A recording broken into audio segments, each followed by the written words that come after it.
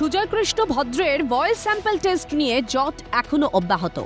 এখনো এসএসকেএমে ভর্তি রয়েছেন সুজয় কৃষ্ণ, ফলে ইডির পক্ষে এখনো কাকুর ভয়েস স্যাম্পল টেস্ট করা সম্ভব হয়ে ওঠেনি। সুজয় কৃষ্ণ ভদ্রের কেবিনের বাইরে রয়েছেন দুজন কেন্দ্রীয় বাহিনীর জওয়ান।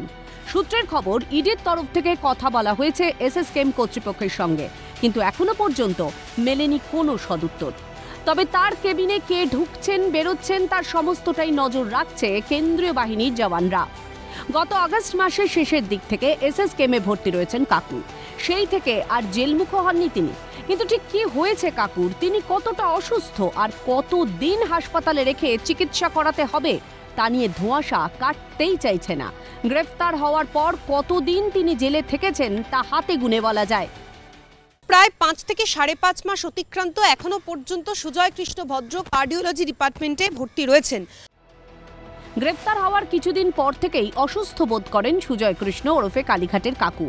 তখনই তাকে এসএসকেএমে নিয়ে যাওয়া হয়েছিল। চিকিৎসকেরা পরীক্ষা নিরীক্ষার পর জানিয়েছিলেন তার অস্ত্রোপচার প্রয়োজন।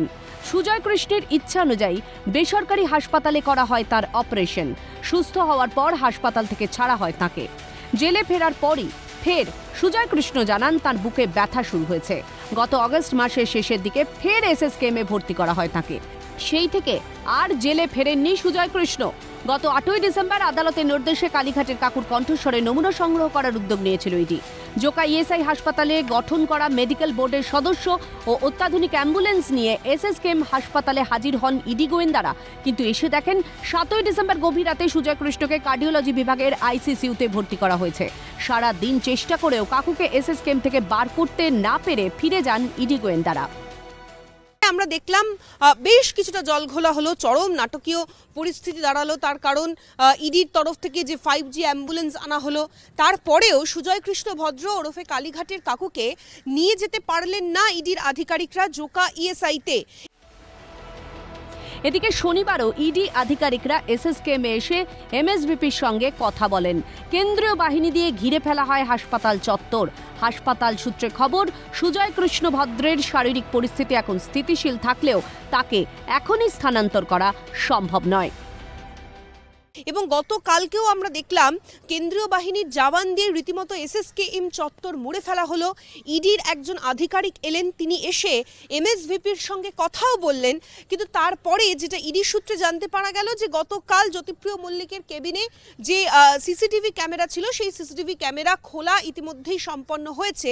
কিন্তু সুজয় কৃষ্ণ ভদ্রের শারীরিক পরিস্থিতি নিয়ে যখন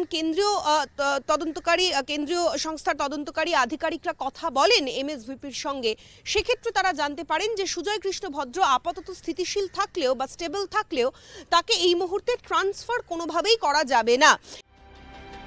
এখানেই প্রশ্ন উঠছে হাসপাতালের অবস্থান নিয়ে। কেন কাকুকে এত আড়ালে আবডালে রাখা হচ্ছে? কেন স্থিতিশীল অবস্থার পরও তাকে স্থানান্তর করা যাবে না বলে জানাচ্ছে হাসপাতাল কর্তৃপক্ষ? এখানেই প্রশ্ন বা এখানেই একটা সন্দেহ দানা বাজছে কেন্দ্রীয় তদন্তকারী সংস্থার আধিকারিকদের কাছে। তার কারণ তারা আগেই জানিয়েছেন বা আদালতে তারা জানিয়েছেন, ইডির আইনজীবী বলেছেন যে এসএসকেএম এর ওপর তাদের কোনো ভরসা নেই। অর্থাৎ কেন বারংবার সুজয় কৃষ্ণ ভদ্রকে আড়ালে এবং আবডালে রাখা হচ্ছে। এর আগে 7ই ডিসেম্বর গভীর রাতে কাকুর শারীরিক অবস্থার অবনতি হয় বলে তাকে আইসিসিউতে ভর্তি করেন এসএসকেএম চিকিৎসকরা। আইসিসিউর 18 নম্বর বেডে ভর্তি করা হয় তাকে, কিন্তু ওই বেড শিশুদের জন্য সংরক্ষিত। কেন শিশুদের জন্য সংরক্ষিত বেডে একজন প্রাপ্তবয়স্ক ব্যক্তিকে ভর্তি করা হলো, এই নিয়ে তুঙ্গে ওঠে বিতর্ক। কিন্তু এখনো পর্যন্ত এসএসকেএম এর যে মেডিকেল বোর্ডের পর্যবেক্ষণে কাকু রয়েছে, সেই বোর্ড এখনো তাকে নিয়ে কোনো চূড়ান্ত সিদ্ধান্ত নিতে পারেনি। তবে কি ওপর মহলের চাপে এই কাকুকে নিয়ে কোনো সিদ্ধান্ত নিতে পারছে না এসএসকেএম কর্তৃপক্ষ? উঠছে প্রশ্ন। বা গতকাল আমরা যেটা ইডি সূত্রে জানতে পারছি যে ইডির আধিকারিকরা যখন কথা বলেন এমএসভিপির সঙ্গে বা এসএসকেএমে যারা রয়েছেন, যে সমস্ত চিকিৎসকের আন্ডারে ভর্তি রয়েছেন সুজয় কৃষ্ণ ভদ্র, তাদের তরফ থেকে জানানো হয় যে আইসিসিউ থেকে তাকে কেবিনে ট্রান্সফার করা হলেও এখনো পর্যন্ত তার শারীরিক অবস্থার প্যারামিটার সেই অর্থে উন্নতিকরণ হয়নি যে তাকে জোকা ইএসআইতে ট্রান্সফার করা যেতে পারে। এক্ষেত্রে তারা যেটা মনে করছেন বা এসএসকেএম এর তরফ থেকে যেটা বলা হচ্ছে, যেহেতু সুজয় কৃষ্ণ ভদ্রের বাইপাস সার্জারি হয়েছে, ফলে এই মুহূর্তে তাকে যদি জোকা ইএসআইতে ট্রান্সফার করা হয় বা নিয়ে যাওয়া হয়, তাহলে তার শরীরে বেশ কিছু প্যারামিটার আপ অ্যান্ড ডাউনস হতে পারে, হার্টে বেশ কিছু প্রবলেম হতে পারে, তার মানসিক চাপ বাড়তে পারে, তার জেরে তার শারীরিক অবস্থার অবনতি হতে পারে। সেই একটা আশঙ্কা থেকেই তারা মূলত এখনো পর্যন্ত এসএসকেএম কর্তৃপক্ষ বা এসএসকেএম হাসপাতালের চিকিৎসকেরা যে মেডিকেল বোর্ডে আন্ডারে সুজয় কৃষ্ণ ভদ্র রয়েছেন, তারা এখনো পর্যন্ত চূড়ান্ত সিদ্ধান্ত বা পারমিশন দিতে পারছেন না সুজয় কৃষ্ণ ভদ্রকে ট্রান্সফার করার ক্ষেত্রে। এদিকে ইডি আধিকারিকরা মরিয়া চেষ্টা চালাচ্ছেন কাকুর ভয়েস স্যাম্পল টেস্ট করার জন্য। এর আগেও ইডি কর্তারা এসএসকেএমে এসে খোঁজ নেন, কাকুর ঠিক কি হয়েছে তা জানতে চান। গত মঙ্গলবার মেডিকেল বোর্ড গঠন করে এসএসকেএমের সেকেন্ড ফ্লোরের 1 নম্বর কেবিনে স্থানান্তরিত করা হয় সুজয় কৃষ্ণ ভদ্রকে। এসএসকেএম হাসপাতালের তরফ থেকে সুজয় কৃষ্ণ ভদ্রের যাবতীয় মেডিকেল রিপোর্ট ইডির হাতে হস্তান্তর করা হয়। ইডির তরফ থেকে সেই রিপোর্ট দিল্লির উচ্চপদস্থ আধিকারিকদের হাতে পাঠানো হয়। এই মেডিকেল রিপোর্ট তদন্তকারী আধিকারিকরা দেখবেন এবং বৈঠক করে পরবর্তী সিদ্ধান্ত গ্রহণ করবেন বলেই ইডি সূত্রের খবর। ইডির আধিকারিকরা একেবারে মরিয়া সুজয় কৃষ্ণ ভদ্রকে যত তাড়াতাড়ি সম্ভব এসএসকেএম থেকে নিয়ে যাওয়া যাতে সম্ভব হয়। এক্ষেত্রে বিরোধীরা বলছেন যে বারংবার, যেহেতু আমরা দেখেছি স্বাস্থ্যমন্ত্রী মমতা বন্দ্যোপাধ্যায়, ফলে যতই এই ডামাডোল থাকুক না কেন, যতই তারা স্বাস্থ্য দপ্তর বা এমএসভিপি বা এসএসকেএম হাসপাতাল কর্তৃপক্ষের সঙ্গে যোগাযোগ করুক না কেন, তারা অভিযোগ করছেন যে একেবারে মাথা থেকে, ওপর মহল থেকে বা একদম গোড়ার দিক থেকে কিন্তু বিষয়টা সেটেলমেন্টের জায়গায় এসেছে এবং সেই জন্যই সুজয় কৃষ্ণ ভদ্রকে আড়ালে এবং আবডালে রাখা হচ্ছে এসএসকেএম এই দীর্ঘদিন ধরে কার্ডিওলজি বিভাগে ভর্তি রেখে। ফলে স্বাভাবিকভাবেই ইডির আধিকারিকরা আজকে রবিবার, যেটা এখনো পর্যন্ত সূত্র মারফত খবর, যে আগামীকাল অর্থাৎ সোমবার দিন তারা কিন্তু এ বিষয়ে চূড়ান্ত সিদ্ধান্ত নিতে পারেন যে কবে সুজয় কৃষ্ণ ভদ্রকে যত দ্রুততার সহিত নিয়ে যাওয়া যায় জোকাই এসআইতে। এই মুহূর্তে ভয়েস স্যাম্পল টেস্ট যতক্ষণ না হচ্ছে ততক্ষণ পর্যন্ত থমকে রয়েছে ইডির তদন্ত। এদিকে আদালতের ডেডলাইনের মধ্যে কেন্দ্রীয় তদন্তকারী সংস্থাকে শেষ করতে হবে নিয়োগ দুর্নীতির তদন্ত। তবে কি এই পরিস্থিতিতে ইডি আবারও হাসপাতালের এই টালবাহানাকে আদালতের দৃষ্টির গোচরে আনবে?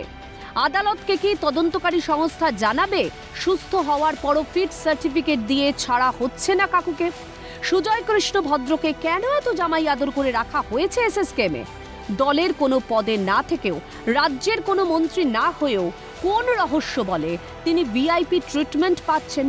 কার সঙ্গে তার ঘনিষ্ঠতা, কার কোম্পানির দায়িত্বে তিনি ছিলেন তা এখন আর কারোর অজানা নয়। তবে কি সেই ছত্র ছায়াতেই বারবার পার পেয়ে যাচ্ছেন কাকু? তা নিয়েও উঠছে প্রশ্ন। যেহেতু ইডি এখনো বদ্ধপরিকর যে খুব শীঘ্রই সুজয় কৃষ্ণ ভদ্রকে ভয়েস স্যাম্পল টেস্টের জন্য নিয়ে যেতে হবে জোকা ইএসআইতে, কেন এসএসকেএম হাসপাতাল কর্তৃপক্ষ বারংবার বাধা প্রদান করছে এই বিষয়ের ক্ষেত্রে? ফলে ভবিষ্যতে তারা ফের আদালতের দৃষ্টি আকর্ষণ করতে পারে বলেই এখনো পর্যন্ত ইডি সূত্রে খবর। ক্যামেরায় মদন সরকারের সঙ্গে অভিরূপা সাহা, ক্যালকাটা নিউজ, কলকাতা।